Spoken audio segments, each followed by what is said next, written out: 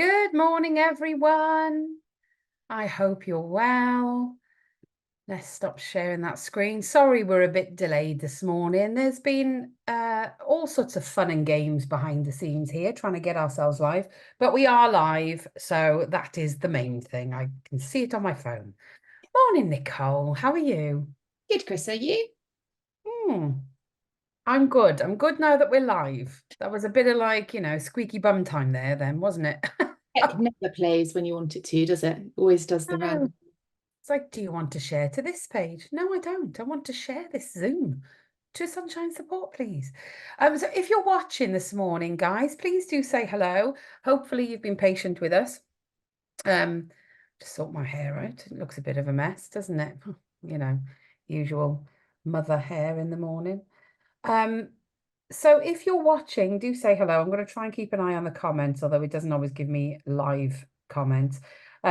Do say hello and where you're from as well, because it's always good for us to know where you're watching from. Sometimes it highlights problem areas. Sometimes you can connect with people who are local as well. So it's like a little feed of connectivity. Oh, there we go. We've got some people. Good morning, Katrina. We've got our lovely cat watching us this morning. Kat does loads behind the scenes here. And if you haven't already heard her podcast, her Sip of Sunshine podcast, please do listen to it. It's fantastic. Morning, Kane. I hope you're well. So we'll wait for everybody to join. For those who don't know me, I'm Chrissa. I'm the sunshine. I am the sunshine. Uh, I don't feel very sunshiny this morning. I'm the founder of Sunshine Support, and I'm joined this morning by my wonderful colleague, Nicole. Morning again, Nicole. Morning. So I'm Nicole. I'm an advocate for Sunshine, and I come to Sunshine with lots and lots of lived experience through my own delightful three children, who all have their quirkinesses in their own unique ways. I think Chrissa and I were chatting before about how they're all so different. Like all kids are just so different and never the same on 2 days. You know, No, you because that think would make it easy for us, wouldn't it? you literally think you've got a handle on it, and you think, I've got this, and you think we're having a good week, and then they just throw everything out again, and you're like, how did that one go? Yeah, So, every single week, and every single week it surprises us. I don't know why we've not learned yet. yeah, Um, I keep thinking next week will be calm. We've just settled it down. It will all be good. No, no. No, it just never is. It never is. Um, but through your experience, Nicole, whilst yes, I love the fact you've got lived experience and it's something that we're very proud of here at Sunshine Support, that most of us have that lived experience. But you decided to take it a little step further, didn't you? And you went back to uni. I did. So, through actually a complaint. So I'd never even considered studying at university. I'd always wanted to be a midwife. But I wasn't dedicated enough at 18. So I kind of thought, oh, I'll do it when I'm later. I had my kids quite young. And then actually through my eldest's issues, I put a complaint into the Education Funding Agency because it was when academies were quite new. So academies and their complaints go slightly differently. And it was through talking to someone from the Education Funding Agency, and he was chatting away to me, and he said, "You've just told me you've got no notes, and I've caught you outside the supermarket." I was like, "You have?" And he was like, "But you've just quoted bits of the law that I don't even know, and this is my job." And I was like, "Yeah." He said, "Have you actually read this?" I was like, "Yeah." He said, "You've read a funding agreement for a school?" Yep.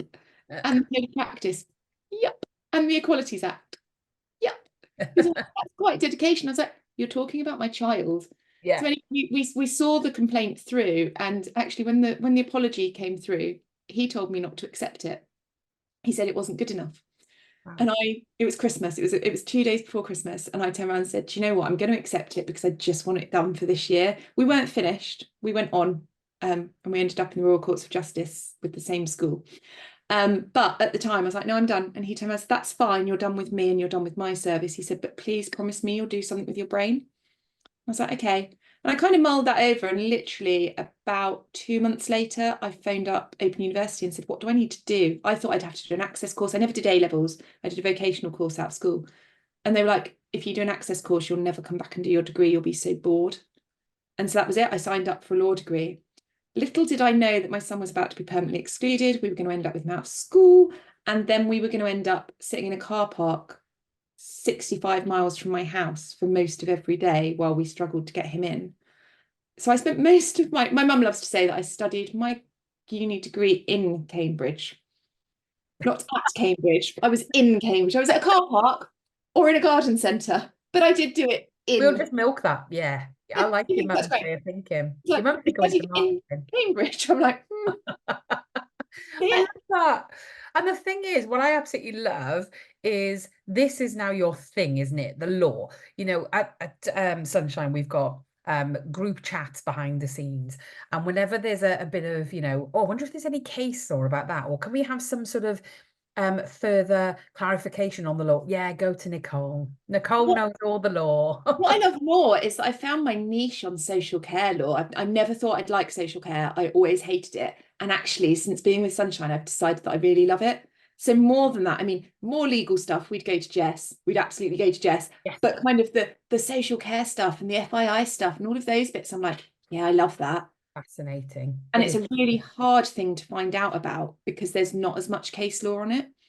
And I think it's really hard for us to talk about as well because so many of us are triggered by it. So, it's a really tricky area to deal with. We'll have to do a Facebook Live on that. Well, we will be doing Facebook Lives on that actually the beginning of May when we do FII Awareness Week, and I'm sure you're going to pop up quite a lot during that week. But for today, we're going to talk about EHCP wording. So I'm just going to check if we've got lots of people following, watching.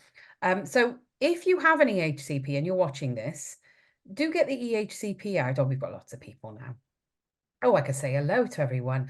Good morning, Lisa from Dudley. Good morning, Ashley from Sunderland. Oh, we've got an advocate very close to you in Sunderland. Morning, Jessica Ward. Jessica is our legal advisor here at Sunshine, and she came back yesterday after maternity leave. So she's brought us a little ray of sunshine in the form of a baby. So we have a baby advocate as well. Um, morning, Natty from Hampshire, Hook in Hampshire. Sue from Newbury, good morning. Sunshine Jess, we've got loads of Jessicas. We've got all the Jessicas working at Sunshine. So this is Jessica Gould. Morning, Jessica Gould from Derby. Catherine in Leicestershire, good morning. Caroline in Altrincham. Caroline's EHCP is being drafted at the moment, so this is good timing. Morning, Sally from Surrey. Oh, I love that, Sally from Surrey. Good morning, Priya from Kent. Morning, Jennifer from Birmingham. Eve in Derbyshire, you're a local to me. Sarah in Nottingham, Veronica in Coventry. Oh, there's loads and loads. There's loads of you. Well, I'll get started then now that I know you're all tuned in. So we're going to be talking this morning about EHCP wording. So like I said, if you've got an EHCP or an IDP, if you're in Wales, that's why I've got my Welsh mug here, look. That's not me being rude. That means good morning, my friend, my buddy. So if you have an IDP or an EHCP, get them out now because actually you'll find some of the wording that we say shouldn't be in there. It will definitely be in there unless we've been checking it for you and then it shouldn't be in there.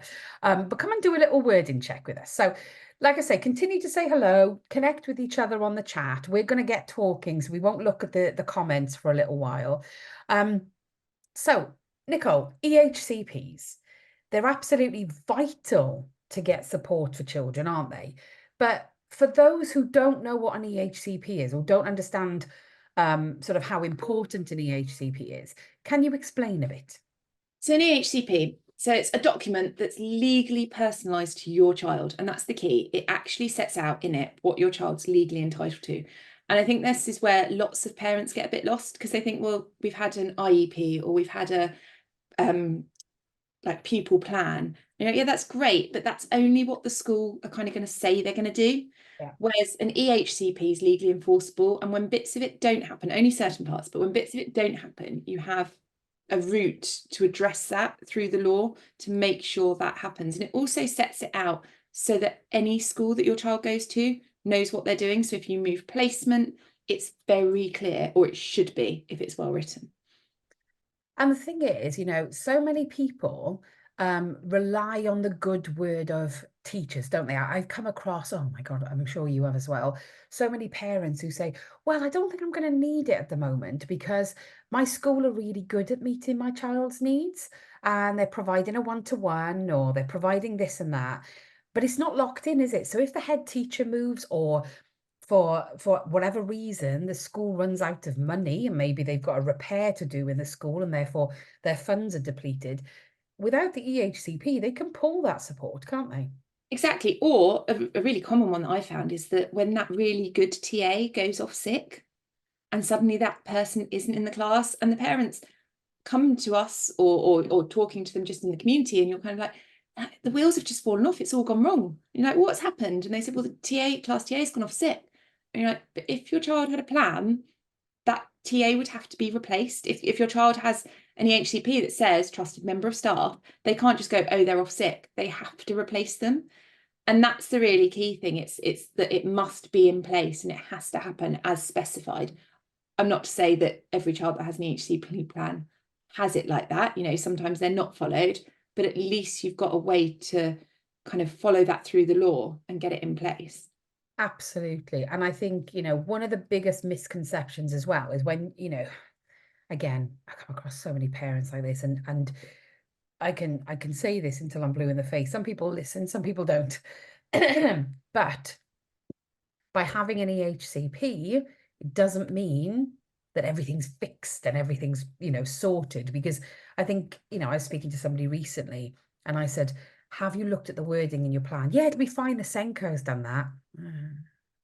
Senkos often don't know how to check the wording in a plan because this is a legal document. And I think one of the things that baffles me is when somebody buys a house and they have the conveyancing done and they have a contract, a legally binding contract to purchase a house, they always run it past a legal expert. So it doesn't have to be necessarily a solicitor. It could be a conveyancer or some sort of legal executive, but it's somebody who is specialist in that area of law that can make sure that you are protected as a buyer or a seller of a house. But nobody seems to place that level of importance on the legal document that accompanies a child, which to me is worth more than any house. And Senkos, as great as many of them are, they're not trained in the law unless they've gone and taken themselves to do that themselves. But quite often it doesn't come with their Senko training to understand the law in full.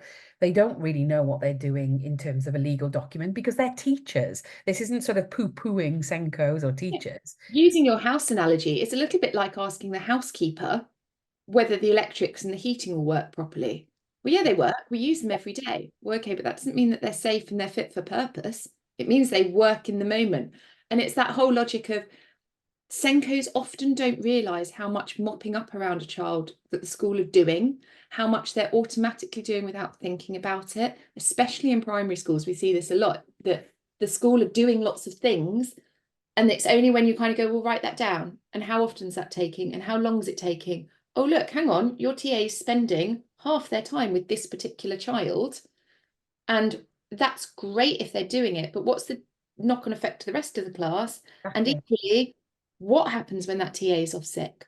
What happens to the child that's getting all that support? So it's using the house analogy, it's about asking a housekeeper, yeah, the hot water works, but that doesn't tell me whether the boiler's about to blow up.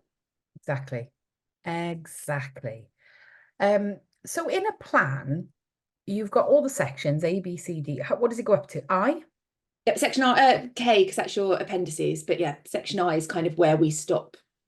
And explain to everyone which bits of the plan are legally binding.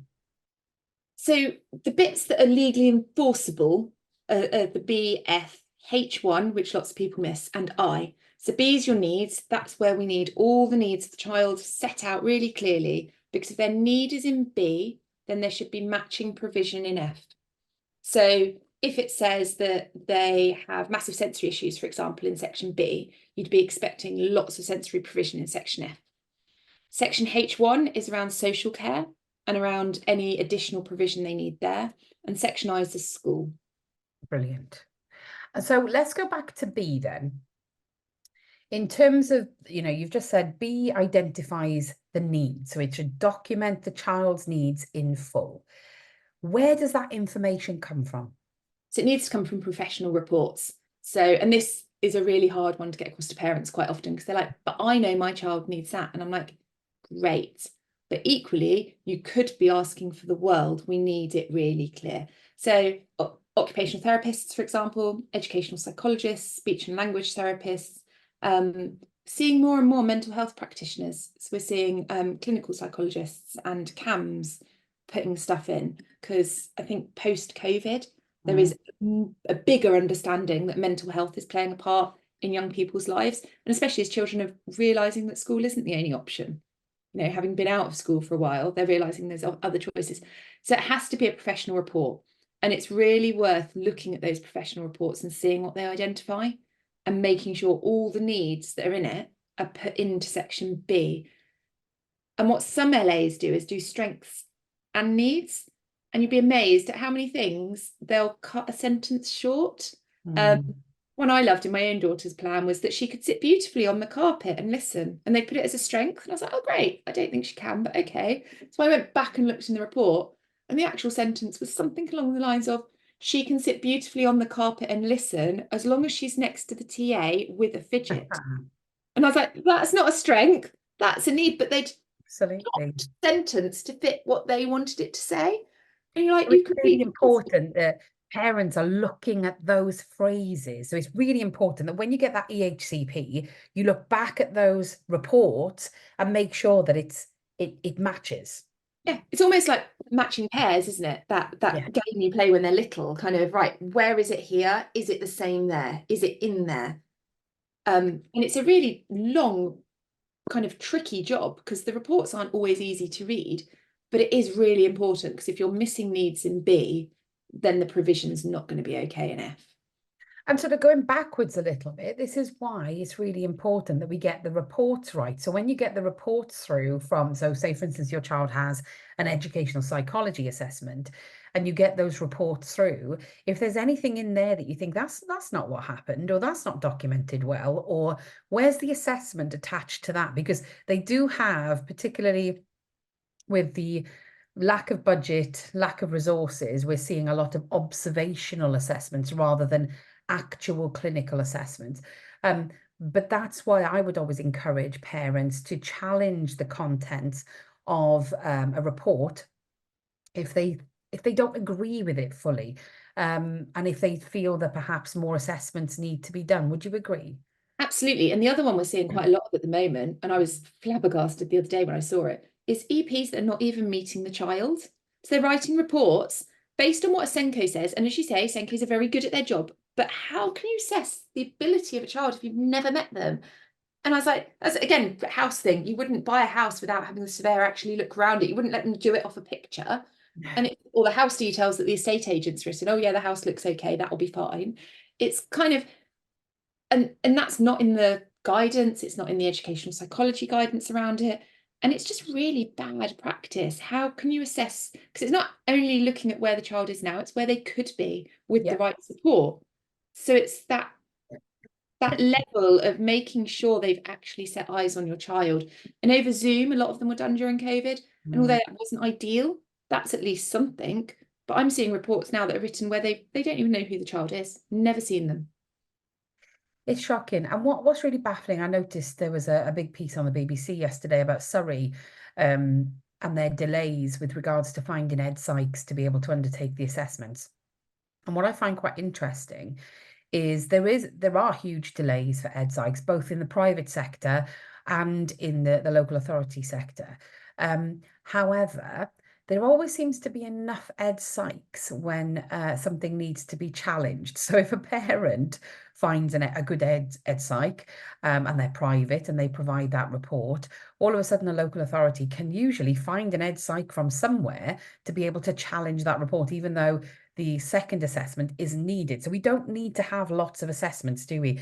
They're only allowed to have so many in a certain time period. There's time frames, because children are smart, and it's a bit like, if I asked you to do something, the second time I ask you to do it, you're going to do it a little bit better. And children are exactly the same. So you can, and parents get a little bit worried about this, like, but we've had the LA Ed Psych in, can we not now get a private one? Well, absolutely you can, but you need to make sure they're using different assessment criteria. And there's lots available. So it's about being aware of that. But again, it's that, I love how LA, as you say, magically finds someone to pull apart Well, okay, if you're going to do that, but your EP needs to have seen the child as well. They can't just pull a report apart without seeing the child, because what basis have you got that on? And a judge would really struggle with that and say, well, have you set eyes on the child? Have you seen them? How are you basing your findings? And they are challenged in tribunal. It's just such a shame that so many of us are forced to get to tribunal to have that sort of accountability held of the local authority, which is a completely other discussion. But so back to B, section B, we need all the needs documented in there. So you need that basically feeds into section F, doesn't it? Absolutely. So if there's a need in there, it should be replicated or reflected as to what they're going to do to meet that need. So, for example, as said, a child with sensory needs, if they need a calm and quiet space, so they get overwhelmed in the classroom, they get overstimulated, that's their need. That environmental sense is setting them off. What's the provision that they need access to a quiet space? Okay, they don't need access to, because what does that look like? We don't like that wording, but we'll do that in a minute. But they need a quiet space. So that would be the provision that we want to be seeing, is the quiet space available to them. And good professionals, I've got several children of my own with EHCPs, and good professionals, they document it very, very well in that report, don't they? So, like you've just said, that this is the need, this is what we recommend as the provision. And you do find that whilst many professionals can't recommend the type of provision, actually they are describing the type of provision by identifying the provision for each need, if that makes sense, which of course we'll come on to in a second. Absolutely.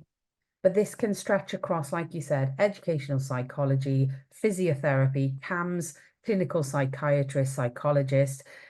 You've got OT, you've got speech and language. I don't know what I've already said now, ed psych. So, but there's a variety of people that could be getting involved at that point to describe the child's needs in order to identify the provision. So I'm going to miss H1 for a second and come back to it. Just jumping back a step though, I think the one thing to also point out to parents is that they have the right to request these assessments during the assessment process. And a lot of people don't realise that, and a lot of LAs don't tell you. So they'll go, oh, we're sending in an EP, and parents think, oh, that's all we need. But if you're concerned that your child has occupational therapy needs or speech and language, you can request those, and then the LA should, it's not a must sadly, but they should then get those people in. This is it. And I think, again, it comes down to the strength of that request letter, which we're not going to cover the request letter at the moment, but I will briefly touch upon the fact we do have tons of resources. So if you're requesting an EHC needs assessment, comment here and we will send you the resources that we've got to help you. Because the one thing that I would always say is don't fill in the forms. The forms are designed to knock you back almost. They ask for too much information. They're not GDPR compliant quite often. But there is a way of making sure that that request is more robust so that you can request these things in the actual needs assessment. But do comment, because we're not going to cover too much of that today, but we've got tons going on coming up that will be really, really beneficial. So if you know anybody's requesting an EHC, the assessments for an EHCP, just pop them in the comments. So in F then, Nicole, so I'll come back to H1. So we've got the needs all identified and they're beautiful. Let's assume they're beautifully done, taken from some exceptional reports, and they're really, really detailed. What should be in F? So F needs to be really clear provision. And by really clear, we want to see clear wording. So we want to say things like, rather than access to, what does access to mean? I'd like access to a holiday house in the Bahamas. It doesn't mean I'm ever going to get there. So we want to see planned opportunities, for example, because you can't force a child to do anything. We all know that, you physically cannot make them do these things, but planned opportunities to do something. So there's got to be some thought into it. Access just kind of gives you the view of Kelly, one of our other amazing advocates, told me about it. She gave me the example of it just hanging in the air. And she's like, what are they going to do with that? Nothing. So it's like, you need to give them planned opportunities to do whatever the thing is. And it needs to be with the right level of staffing. So who's going to be providing it? When are they going to be providing it? How long for? And all that detail needs to be within each individual provision, because otherwise it just kind of gets lost. Yeah. there's Also, you've got things to refer back to, haven't you? So, you know, in the annual review, then you've got this provision to reflect back on and say, you know, well, every term we should be reflecting this in IEP reviews, but at your annual review, you can actually go through that specified provision and work out which bits are working and which bits need adapting. exactly, and it needs to be really clear. And I think the biggest one that they fall down on is for how long, because it will say, you know, access to this or planned opportunities for, well, okay, is that once a week, once a month, every day? And, you know, depending on the child, some of them can be multiple times a day. Yeah. So, for example, I've been working with a child doing their plan, and it's teaching them really basic skills. They're really little, and it's about hand washing. And actually, he needs really clear opportunities to practice that very basic skill, but it's multiple times a day. And it just said opportunities too. And I was like, well, the way that reads, he could do it once a year, and they can say that they've fulfilled that. Okay. Yeah. And I was like, actually, it needs to be happening multiple times a day. How long is that going to take? It takes sort of 4 or 5 minutes every single time. You add that up, if that happens 5 times a day for 5 minutes, that's quite a lot of teacher time or TA time just for that one really tiny bit of provision. And this was a situation where we were trying to say this child needs a one-to-one, and you suddenly start adding up all those little bits, and it makes a very different picture. Absolutely. And I think, you know, we referred to just now buying a house, but let's change it to being employed by someone. So, okay, you work at Sunshine Support, Nicole, your employment contract, right? So imagine if your employment contract said Nicole would benefit from a salary. We wouldn't accept that. Yeah, how much am I getting at the end of the Yeah. month? And Am I would paying my benefit bills? from. Doesn't say that you're going to receive it. We'd all benefit from. I'd benefit from a salary of about £1 million a month. That would be lovely. But it doesn't mean I'm going to get it. Or, for instance, Nicole needs access to a chair in order to do her job. So I could put a chair in the middle of the room and just say to all the staff, right, first one to get to the chair, gets the chair. You've all had access to it. And that's sensory spaces. This is a really big one, you know, children that need that calm environment, access to. Well, okay, what does access to? If it's on a timetable, you know, some of these schools have timetables. Oh, well, it's available for this year group. Over like their playgrounds, you know, they have Wednesday year 3 can go on it, Thursday year 4. And if it's the same with that sensory space, well, that's kind of okay for the children that just need it for the, you know, the use of being able to use it. But for those children that need to go and calm down in it, it needs to be available in the moment. Yes. So access to doesn't work. It needs constant availability of a safe space for them to go and regulate. Absolutely. And I've got an infographic I'm actually going to share here. Can everybody see that? So if I play from there, can you see that okay?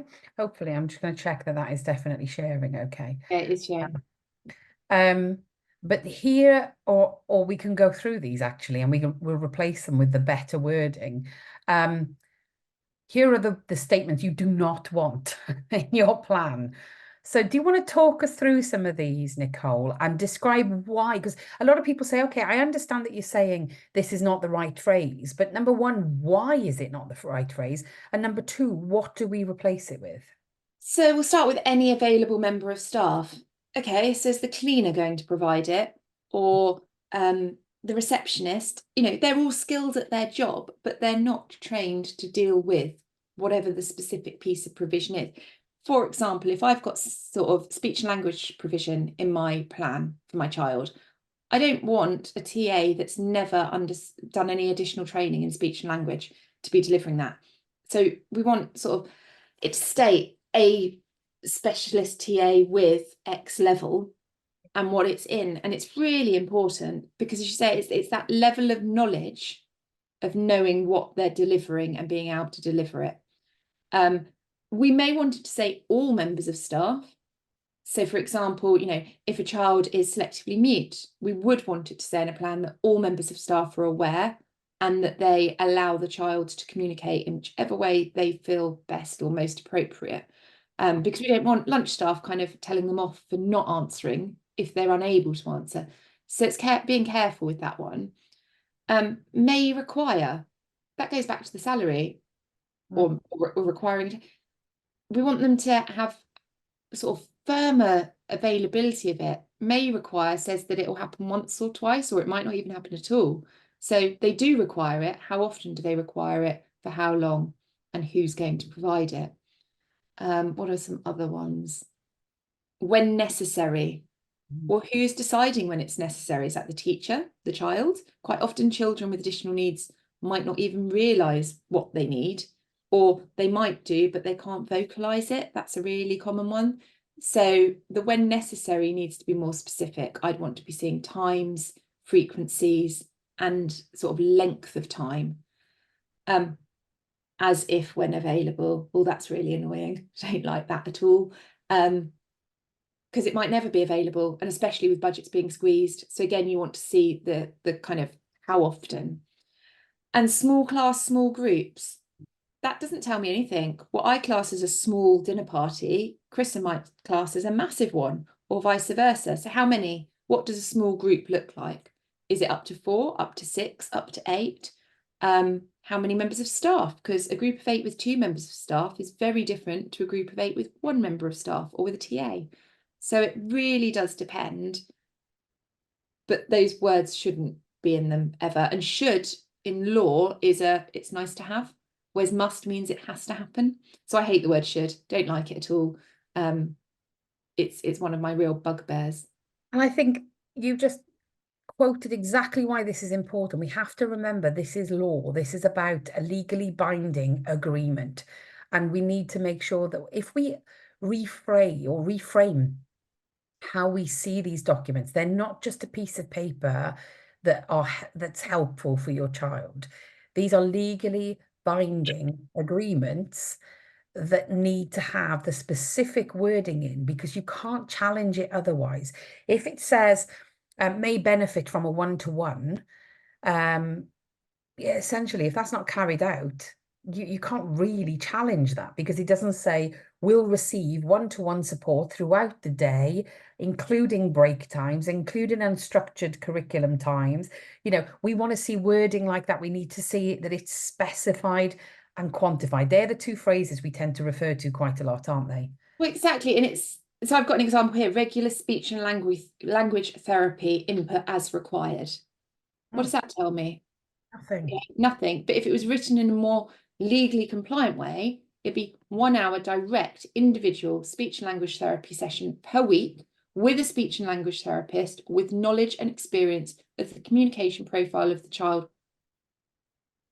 Because speech and language therapy for an autistic child looks very, very different to speech and language therapy for a Down syndrome child, or Absolutely. a child with selective mutism, because it's got to be specific to their needs. Yeah. And that's the whole point. If generalized teaching worked, we wouldn't be requiring the EHCP. So that's why we want the real specificness in their EHCP, because we're trying to meet their needs, not a general group of children's needs. Absolutely. I remember when my first child's EHCP, so we're many, many years on from this now, but when we received the first ever EHCP, I remember that the provision was we'll have access to, so already terrible, a chew toy, a ball pit in the classroom. She's a teenager, by the way. Okay. And a swing in every classroom. Again, mainstream school. That's what they were sort of prescribing in section I, was a mainstream school. And I remember her looking, and her language is blue, so I won't actually say what she said, but she looked at it and she said, a chew toy? I'm not a dog. And I questioned it with the local authority, and they said, well, it's an off-the-shelf autistic profile. And that's all they could say. It was almost like a copy and paste from somebody who came before. But that hadn't been identified. Chewing wasn't a problem. Swinging wasn't something that had been identified as a need or a provision that should be in there. And you sort of think, you're expecting that sometimes it doesn't match up. So you've got this very sort of strange provision for a child who doesn't need it. But also they're saying then, it was, if we jump to section I, that had to be provided in a mainstream secondary school. Therefore, it had to be a provision within a provision. Well, that's just not even sensible. That's not rational. It's like saying that everyone with tummy ache needs antibiotics. Makes sense. It doesn't make sense. You wouldn't prescribe medicine just off as a one size fits all. So why are we dishing out plans that have a one size fits all? So if we go back then to H1, talk to us a bit more about that. Oh, H1's one of my favourites because it goes back to social care. So lots of parents sort of ask for, and lots of families like ours need respite and need additional support with their children. So if you've had social care assessment and they've deemed that direct payments or respite hours are needed, that's where they should be written. And so often I see plans where it's not in there. And the difference is, again, if it's in H1, it's legally enforceable and they have to provide it. And they can't just take it away on a whim, say, oh, we've paid it for 6 months, your child doesn't need respite anymore. They can't take it away until the plan's renewed and reviewed and they've proved evidence that it needs to be removed and is no longer needed. So it's just a little one that's kind of, it's a bit of a bugbear with me because you'll so often see social care reports that say, the child has access to short break local offer or direct payment hours for respite, but they're not in that section. They're in H2, doesn't count, it's not legally enforceable. But H1 is under the Chronically Sick and Disabled Children's Act, which is a horrible sentence. You don't want to think of your child like that, but it's old law and it's 1970. So it shows how old it is. That's kind of how I get around the wording of it when I talk to clients, because I'm like, it's not a nice word to use, but that's the legal bit behind it. Brilliant. And I think it's really important that parents know that, because when we moved over from statements, 2014, we had the SEND reform. They had until 2018 to convert all the statements to EHCPs. But so many people, including SEND officers, including SENCOs, are still working on the old statement rules, which is it's only education. So even though EHC means education, health and care. And I think they forget that it is a very holistic approach to getting a child's needs identified and met, isn't it? Absolutely. And that care bit, there's lots of arguments over it. The care can't be in section F unless it's education based, and that's absolutely right. And that's where the H1 comes in as a little bit of an extra, that it can be to give the family a break or because the child needs an additional adult to access the community, for example. So it's a bit of a tricky one to get, but if you have got it through a CNF assessment, so children and families assessment by a social worker, it's worth making sure it's covered in the right piece. Yes, absolutely. And then we've got all of this beautifully written, assuming it's not very often it's beautifully written, but let's just assume we've got this beautiful plan. This should all then feed into section I, shouldn't it? So it should. And so often we see, so section I is where they're educated. So it will state the type of school and then it states the school, so the name. And so often we see that there's so much information that says, as you say, a swing in a classroom and a ball pit or access to a sensory room at all times, one-to-one. And then it will say mainstream. And you kind of look back through section F and you're like, there is no way a mainstream will see this. But it's almost the default that they give you. And you have to then go, well, actually, let's talk to some mainstreams. Can you provide this? And you need to be really clear when you're showing a school your plan and go, but can you put in place all of section F? It's not bits of it. It's not that we're going to pick 3 bits this term and 3 bits next term, which I had recently in a meeting with a Senko. Oh, well, we'll put these bits in this week and then next term we'll do the next bits. No. You need to be putting it all in. Yeah. And then you have to push quite hard and sort of say to school, but can you really meet their needs? And if you can't, please say no, because there's no benefit to the child to be going to a school that can't meet their needs. No, and this sort of, well, let's give it a try and it might break down. Quite often, I think everybody knows it's not going to work. And trying something knowing that it's going to fail is just going to traumatize the child. It's a bit like me taking a pair of size 6 jeans into a changing room. I can try them on. They're never going to fit me with the best will in the world. I'd love them to. It's not going to. It's what's that doing for my self-esteem? Absolutely nothing. So why are we doing that to a vulnerable child? You're setting them up to fail. You're setting them up not to succeed. And the breakdown of a placement is so damaging because you've introduced them to peers who they might really like, and then you've taken them away. You've introduced them to, especially with mainstream, there's activities that they might do after school clubs. And these are things our kids love. They do love the uniqueness, especially ADHD children who are dopamining. They love all those after school activities and things like that. And then suddenly you're going, oh, you can't do any of those because you can't go to that school anymore. they're no longer available. And then you end up with a child that's out of education for often a long period of time while a new placement's coming up. And the stress that puts on a family, we were talking the other day, weren't we, about parents of 10 children that have to give up work in order to deal with it. I currently have my own little school refuser, or school avoider. She's not refusing, she literally cannot go in, she can't manage it at the moment. And that's fine, and we're doing some work on that. But that puts an additional pressure on the family. You know, trying to work full time whilst dealing with that is really tricky. She's a bit bigger, it's not such a problem.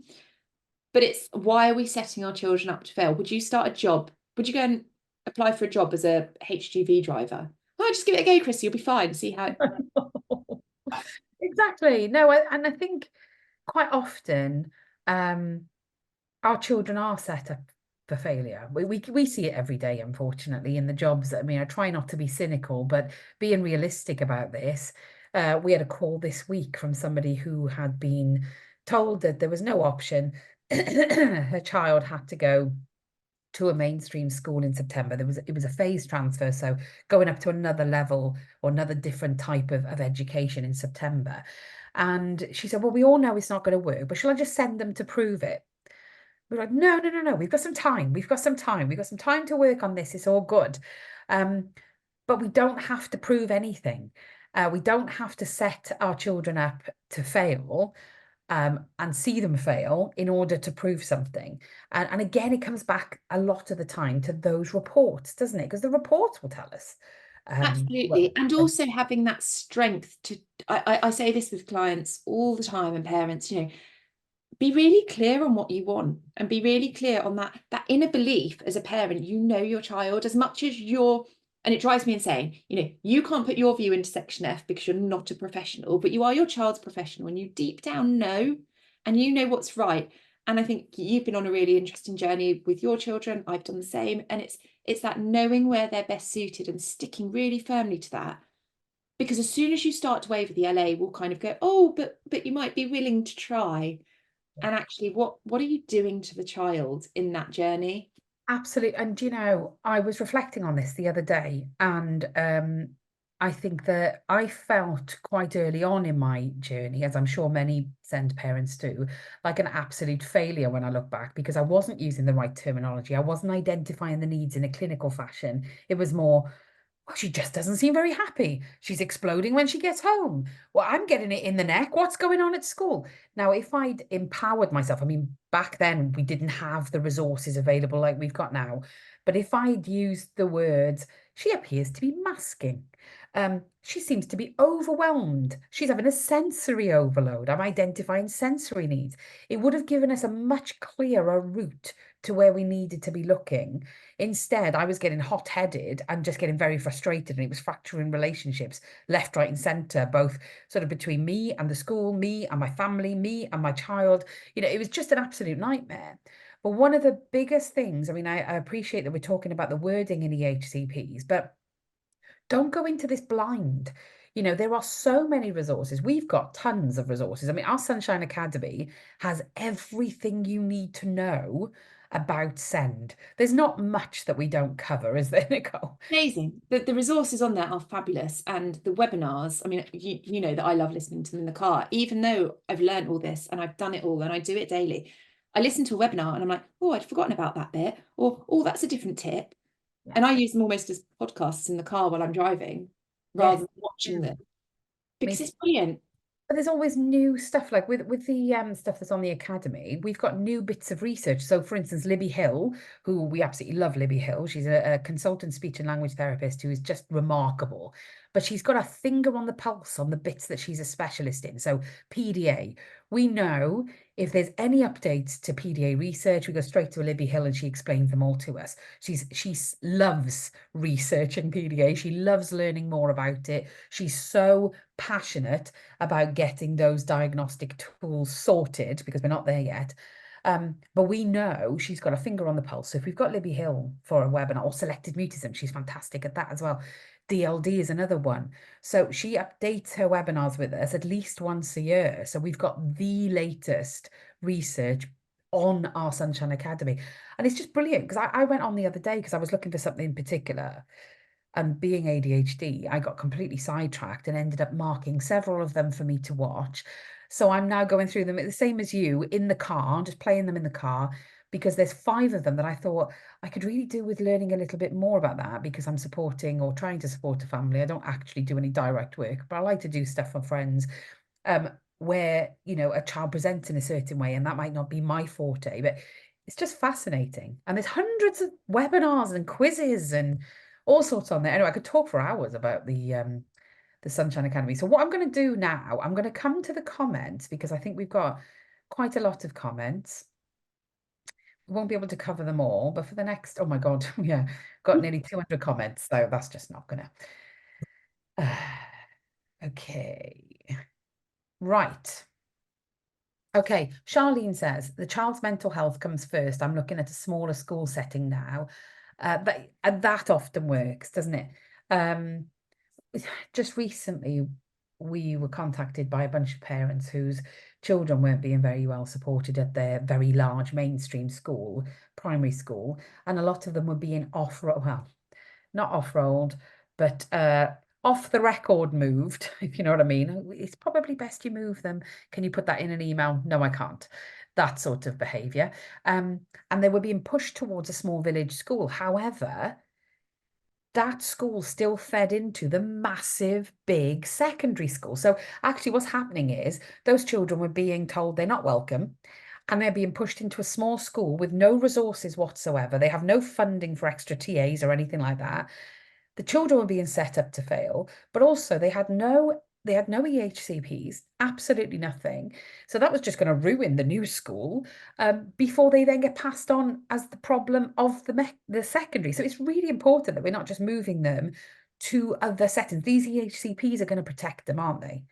It needs to be the right setting, and that's the thing. A smaller school can be great if that's if just the size is the issue, but quite often it's not just the size, and it needs, your child will still need EP input or OT input or sensory adjustments, and it's like just the size of the school isn't going to fix the problem. Yeah. You No. know, if you can't eat in a restaurant, going to a smaller restaurant isn't going to change it. You've still got to choose something off the menu. You've still got to deal with the lights and the noise and the smells. It's not going to change it. It might make it a little bit easier, but it's not going to change the root problem. Absolutely. And another bugbear of mine is I get a lot of people ask me, um, should my child have any more provision than this? And it's usually an autistic child. They've been given or a child with Down syndrome. This is another one, where they're just given a TA and told, there we go, that's your provision.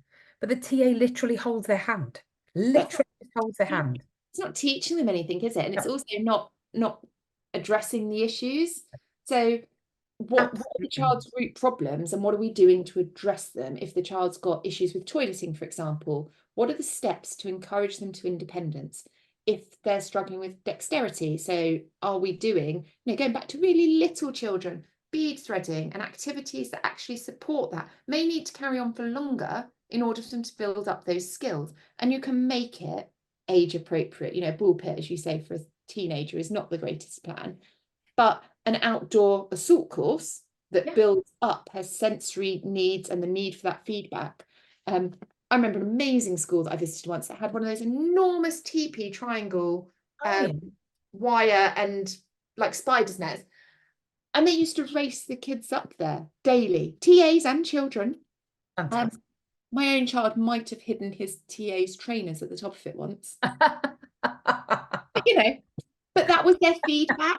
So it wasn't, silly little things, because at that age he didn't want the same as a 5-year-old would want. It was, how can we make this sensory feedback work and the proprioception and all of those things work for a child of that age? Let's do this.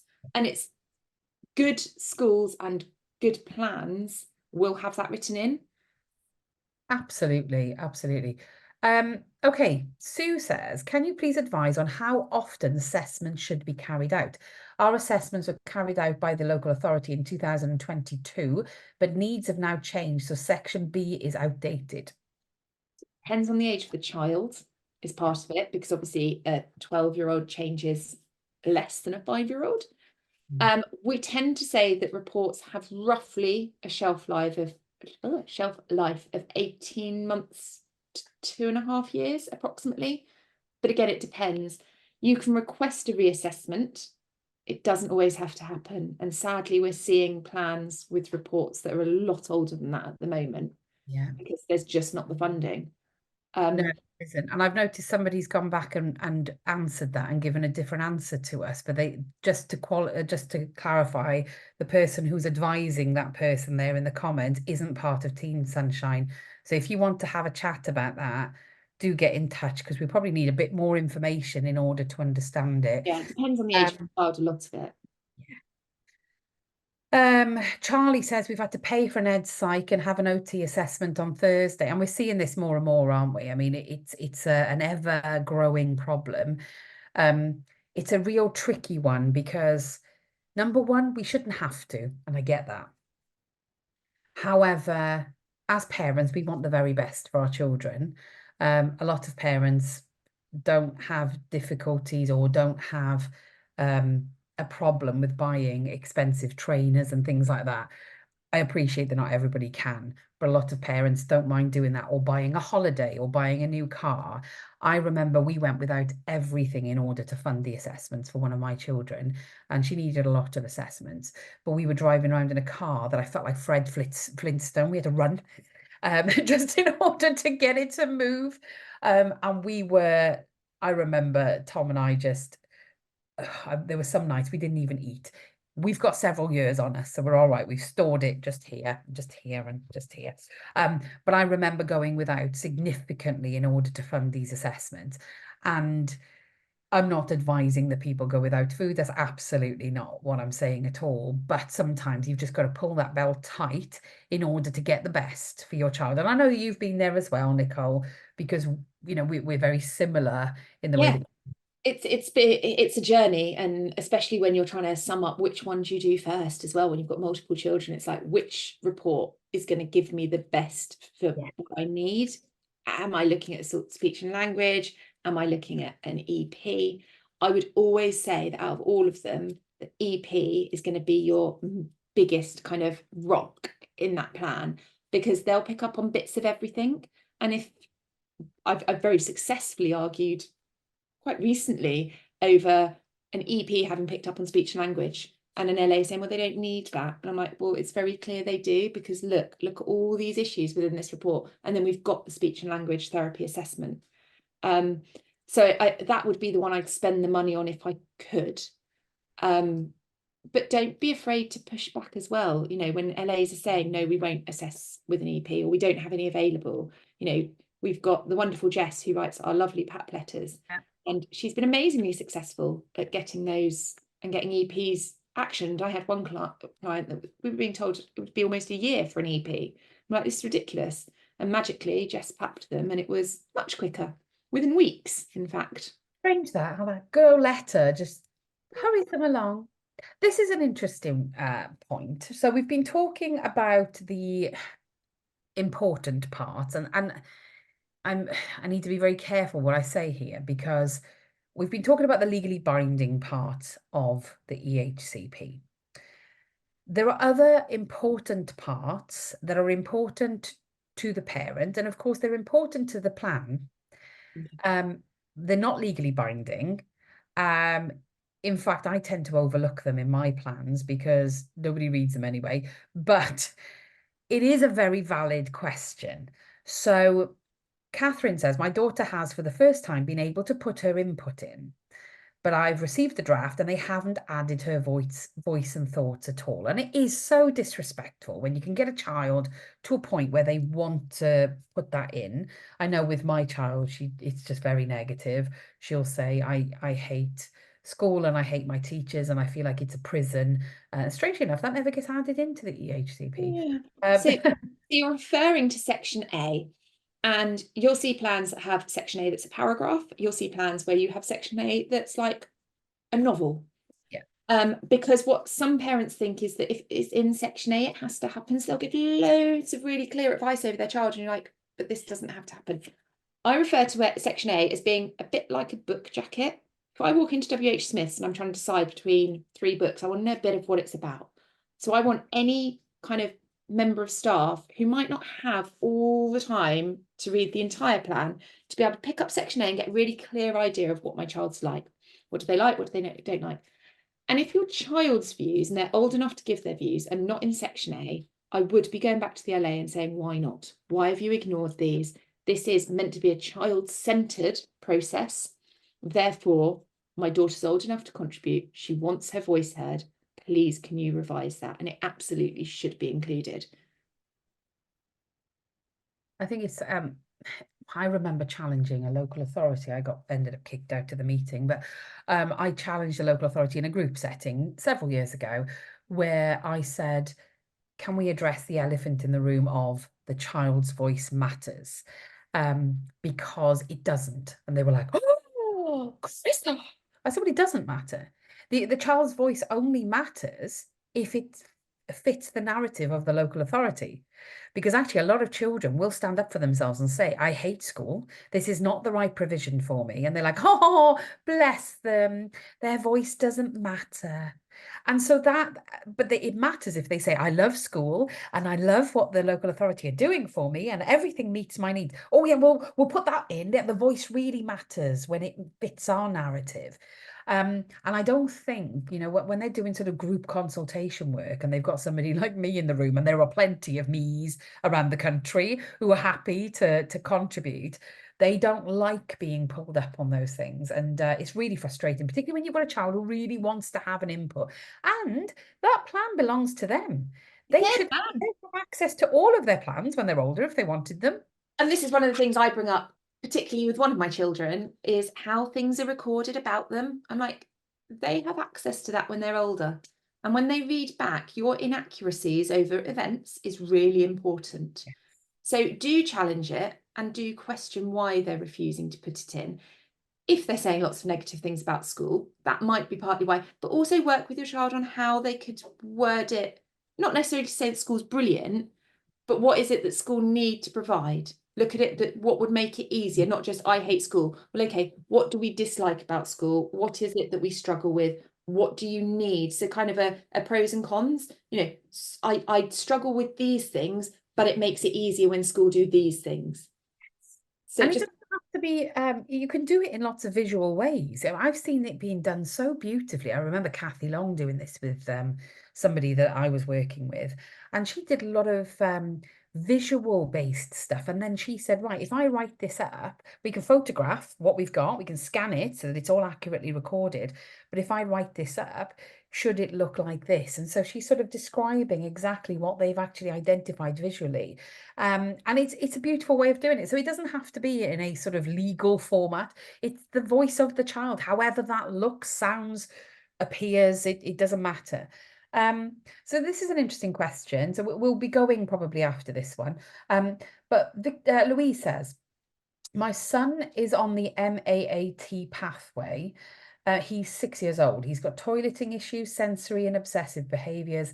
We're constantly told he doesn't need an EHCP. He occasionally will have a TA to help him. He is penalised for fidgeting. Oh, one of my daughters has just been penalised for fidgeting, or not being able to work with a lack of concentration. He misses breaks for not completing work, and he's left out of decorating the Christmas tree in school because he couldn't finish his work. He was the only child in the class to miss it. That's wow. I'd say that there's no reasonable adjustments there. There's bordering on disability discrimination. what I was thinking. Taking away breaks for a child that's fidgeting is kind of counterproductive because the child clearly needs to move. As an adult, how many times do we get up and go to the coffee machine or go for a little wander around the office, or in my case, walk back down the garden into the house to get a cup of tea because I need to move? You can't get it. So why would you take away a break time for a child that's clearly displaying sensory seeking movements? That seems ridiculous. I'd need to unpick that a bit more. Maybe if she can send us a message. Yes, Louise, send us a message. Because when we look at the legal threshold, there's a lot in here that would meet the legal threshold, I'm sure, because there's more meat to these bones that has been the legal test for an assessment is has or may have additional needs and may benefit from provisions set out within a plan. Well, in that paragraph, you've clearly indicated that he has or may have additional needs, and clearly, if they're having to take away break and play times and exclude him for events for not finishing work, I would say he may benefit from some adjustments within a plan. So I definitely think there's some more to unpick there. So get in touch anyway. And if anything we've said today, you sort of think, oh, I'd really like some more information on that, send us a message. Your comments might start to get a bit lost now because I think we've got over 200, but send us a message to our Facebook page or get in touch via our website. We are just two of a very big team across the country. Actually, our webinars are viewed globally, but the work that we do in terms of advocacy and advice stretches England and Wales, and hopefully soon Scotland. We're working on it. But get in touch if you need any more help. And like I say, if you're requesting an EHC needs assessment, we have tons of resources that you can use. We've got tons of hands-on help as well, because we've got a day coming up where you can come into our hub with us and spend the day with our advocates, and they will teach you how to do it. Just to recap on what we've got coming up as well, because some of the comments that I've looked at actually would benefit from. I'm now very aware of the term would benefit from some of the things we've got coming up. So tonight we've got a webinar on PANS pandas. If you don't know what that is, please have a look on our page, because we've shared quite a lot of resources on this, given there's such little information out there. But PANS pandas is something that you really do need to know about, particularly if your child's presentation has changed drastically over a short period of time. Autistic women and girls, this has caused great controversy on our social media pages just recently. In research, I'm just going to clarify this, in research for neurodivergence in its entirety, it is very male focused. In fact, all doctors will tell you all medicine is very male focused. So what we're now learning, remember, it wasn't that long ago that Simon Baron-Cohen was actually saying that autism is extreme maleness. You know, it's extreme man disease or something. We needed that research in order to research more to prove it wrong. So we are so much further forward now. We've got lots more research to share and understanding about autism in girls and women and those. And also, it's not just about the scientific stuff. Rachel, who's actually doing that webinar, talks about the trials and tribulations of being female. And actually, Rachel talks about the fact that she is not uber girly. So these days, you know, we've got so many different pronouns, which is fantastic. But she talks about that and she addresses it head on. So if you want to learn more about autism in women and girls and understanding how to support our autistic daughters, our autistic mothers, or our autistic colleagues or sisters, whatever, do have a look at that webinar. Next week, we've got our amazing Kelly Jarvis, who's going to be talking about supporting children with a PDA profile in school, because these children are not understood. So when you've got an EHCP and it says, you know, you've got provisions for autism, you may have provisions for ADHD or trauma in there, because there's often a bit of an overlap going on. But it needs to be very specific to the child and their PDA profile, if they have, is pathological demand avoidance. That's a really tricky one to get the needs met, because it is a lot of trial and error, because it can go, the things you put in place can be undone so quickly. It's a tricky one. Kelly has a lot of experience of being a head teacher in a school that has a lot of children and young people with PDA. So what she doesn't know isn't worth knowing. And of course, in terms of having extra funding for different things, we've got our webinar on the 20th on DLA, how to apply for it, how to appeal it, how to get that funding to support your child. And we've got tons more. We've shared lots and lots of resources, but hopefully you found this morning helpful. I've absolutely loved it. We could carry on for hours, but I did promise we'd finish on time. We're already, what, 11 minutes over. I'm sorry, Nicole. I just enjoy talking to you. I've just moved to get work. It's fine. Multitasking like a good one. So if you need us, anyone, don't suffer in silence. We're here. Just ping us a message on whatever social media you can find us on, or get in touch via our website. And we will absolutely help you. So Nicole, we're back in a couple of weeks doing some more. We are. I think Aren't 2 we? weeks. 2 weeks Yeah. time. So keep an eye out for that, guys, and do tune in. This video will be available as soon as I press end, so it'll be available on our Facebook page. So feel free to share it as well. But But Nicole, I'm sure I'll see you shortly. To everybody else, we'll see you in a couple of weeks. Bye.